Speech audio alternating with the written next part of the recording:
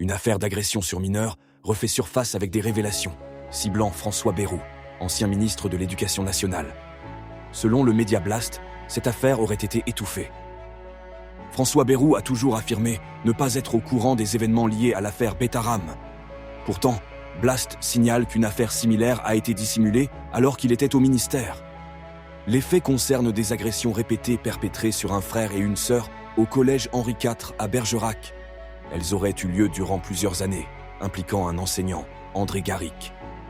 Le père des enfants, fonctionnaire dans l'Éducation nationale, a tenté de dénoncer les abus en 1992, mais il a été confronté à un déni généralisé et une loi du silence.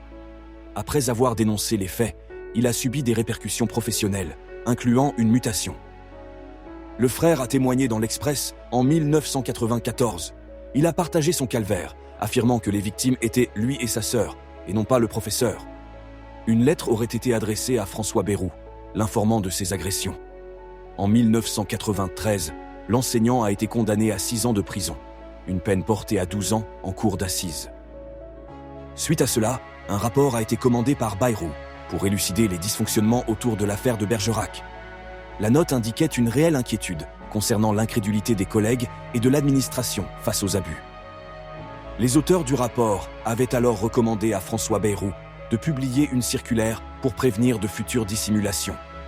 Un conseil auquel François Bayrou aurait répondu froidement. « Je ne vois vraiment pas l'intérêt de salir l'Éducation nationale. Et puis tu imagines la réaction des syndicats ?